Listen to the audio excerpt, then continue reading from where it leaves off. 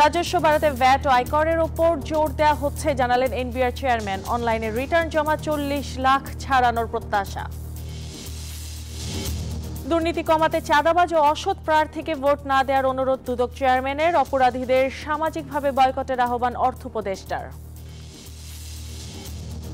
আমদানি করা পেঁয়াজ ও অসাধু সিন্ডিকেট। পর্যাপ্ত সরবরাহ থাকলেও পাইকারিতে দাম দেশি পেঁয়াজের সমান, কঠোর নজরদারির আহ্বান।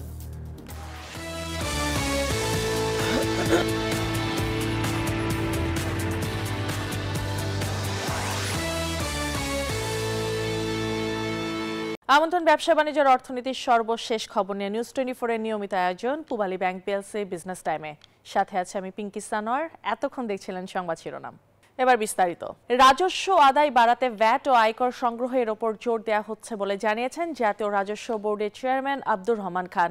ভ্যাট দিবস উপলক্ষে নতুন করে 1 লক্ষ নিবন্ধন করার লক্ষ্যমাত্রা নির্ধারণ করা হয়েছে বলেও জানান তিনি। সকালে রাজধানীর আগারগাঁওয়ে ভ্যাট দিবস ও ভ্যাট সপ্তাহ উপলক্ষে এনবিআর ভবনে আয়োজিত সংবাদ সম্মেলনে এসব কথা বলেন এনবিআর চেয়ারম্যান। তিনি আরও বলেন, রাজস্ব ঘাটতি মেটাতে যারা কর ফাঁকি দিচ্ছে তাদের চিহ্নিত করে বকেয়া আদায়ে কাজ করছে এনবিআর। চেয়ারম্যান আরও বলেন, ভ্যাট আইনের জটিলতা ও রেট ভিন্ন হওয়ায় কাঙ্ক্ষিত মূসক আদায় সম্ভব হচ্ছে না, আর তাই ট্যাক্স ও ভ্যাট প্রক্রিয়া সহজীকরণ, ডিজিটালাইজেশনের ওপর গুরুত্ব দেওয়া হচ্ছে। এখন পর্যন্ত অনলাইনে 22 লাখ রিটার্ন জমা পড়েছে, যা 40 লাখ ছাড়িয়ে যাবে বলে আশা এনবিআর চেয়ারম্যানের। এখন একটা ইফেক্টিভ সিস্টেম আমরা তৈরি করার চেষ্টা করছি, তো আমরা আশা করি যে এটা করতে পারি। ট্যাক্স পেয়ারদেরকে উদ্বুদ্ধ করে আসলে অনেক কিছু করা সম্ভব। যে জাতি দেশের জন্য অকাতরে নিজের জীবন দিয়ে দেয়, অনেকবার প্রমাণ রেখেছে, তারা দেশ চালানোর জন্য ভ্যাট দিবে না, এটা হওয়ার কথা না। দুর্নীতিবাজ, চাঁদাবাজ এবং ফ্যাসিস্টদের পালাতে সাহায্যকারী প্রার্থীকে ভোট না দেওয়ার আহ্বান জানিয়েছেন দুদক চেয়ারম্যান, আর অপরাধীদের সামাজিকভাবে বয়কটের আহ্বান জানিয়েছেন অর্থ উপদেষ্টা। মঙ্গলবার রাজধানীতে আন্তর্জাতিক দুর্নীতি বিরোধী দিবসের আলোচনায় এসব কথা বলেন তারা। দুর্নীতির বিরুদ্ধে গণসচেতনতা তৈরির লক্ষ্যে আন্তর্জাতিক দুর্নীতি বিরোধী দিবস উদযাপন। মঙ্গলবার সকালে রাজধানীর সেগুনবাগিচায় এই আয়োজন করে দুর্নীতি দমন কমিশন। অংশ নেয় সরকারি বেসরকারি বিভিন্ন প্রতিষ্ঠান। পরে শিল্পকলা একাডেমিতে আলোচনা সভায় যোগ দেন অর্থ উপদেষ্টা। বলেন, রাজনীতিবিদরা ঠিক থাকলে সমাজে পচন ধরবে না। রাজনীতিবিদের যদি কমিটমেন্ট বা সদিচ্ছা না থাকে তবে সেই লস ফ্রম দ্য হেড, মাছের পতন হয় মাথা থেকে। এখন রাজনীতিবিদরা যারা আমাদেরকে শাসন করবে, তারা যদি ঠিক থাকে তা সহজে সমাজে পতন ধরবে না, আবার তাতেই দুর্নীতি খুবই কমে যাবে।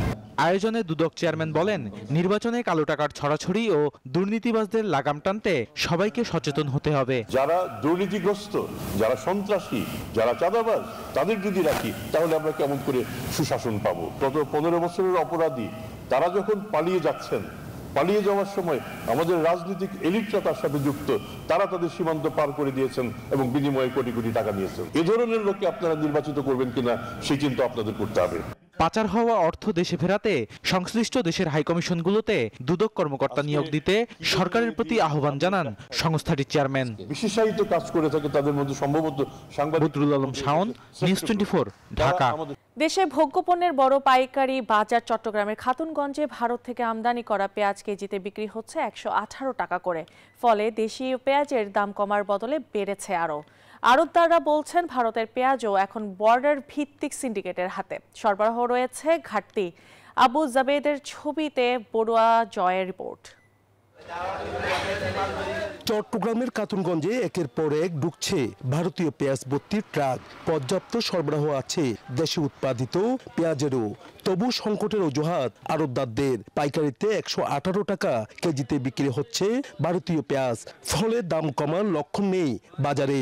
110 টাকা থেকে 120 টাকা কেজিতে বিক্রি হচ্ছে দেশি পেঁয়াজ। যদি আমদানি বাড়ে বাজারটা আবার 210 টাকা কাটবে। দেশি নতুন মাল মার্কেটে অ্যাভেলেবেল না হওয়া পর্যন্ত সরকারের উচিত ভারতীয় মাল আপনার চাহিদা অনুযায়ী আমদানি করা, তাহলে বাজারটা কমে যাবে। আড়তদাররা বলছেন, ভারতে পেঁয়াজের দাম কম হলেও সেই পেঁয়াজ আমদানিকারকরা বাংলাদেশের বাজারে বিক্রি করতে বলছে 118 টাকা কেজিতে। তাই দেশি পেঁয়াজ আর ভারতের পেঁয়াজের দামে তেমন পার্থক্য নেই। আমার দেশের পয়সা দেশেই থাকতো, তাহলে আমি 115 টাকা যখন ইন্ডিয়ান বীজটা কিনে খাবো, তাহলে আমার দেশের অপরাধটা কোথায়? ক্রেতারা বলছেন খুচরা বাজারে এখনো পেঁয়াজ বিক্রি হচ্ছে 120 থেকে 130 টাকা কেজিতে, তাই পেঁয়াজ আমদানির পরও কোনো প্রভাব নেই বাজারে। একটার মধ্যে নাই ভাই বললে, এখন তো আবার নতুন আর একটা মনে হয় সিন্ডিকেট হয়ে গেছে। এটা আমরা খবরে শুনতেছি পেঁয়াজ আসছে, পেঁয়াজ 70-80 টাকা হওয়া উচিত। পেঁয়াজে অসাধু সিন্ডিকেট ঠেকাতে দ্রুত প্রশাসনের তদারকি চান ভোক্তারা। Nayan Barua Joy, news 24, Chittagong. Lafarge Holcim Bangladesh পিএলসির প্রথম এক্সপেরিয়েন্স জোন উদ্বোধন। রাজধানীর পূর্বাঞ্চলে অবস্থিত জলশিরি আবাসন প্রকল্পে লাফার্জ হোলসিম বাংলাদেশ পিএলসির প্রথম এক্সপিরিয়েন্স জোন উদ্বোধন হয়েছে।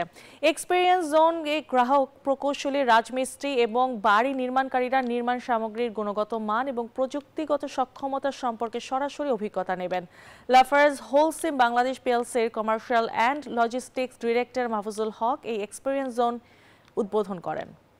বাংলাদেশে বহু জিআই পণ্য রয়েছে, এসব পণ্যের মান উন্নয়নের মাধ্যমে বিদেশে এক্সপোর্ট করার সুযোগ রয়েছে বলে মন্তব্য করেছেন শিল্প সচিব ওবায়দুর রহমান। মঙ্গলবার রাজধানীর আগারগাঁওয়ে বাংলাদেশ চীন মৈত্রী সম্মেলন কেন্দ্রে তিনি এসব কথা বলেন। তিনি আরও বলেন, কৃষি পণ্যের পাশাপাশি ম্যানুফ্যাকচারিং পণ্য জিআই পণ্য হিসাবে পরিচিত, তাই জিআই পণ্য সরবরাহকারী সকলকে একটি অ্যাসোসিয়েশন গঠনের আহ্বান জানান তিনি।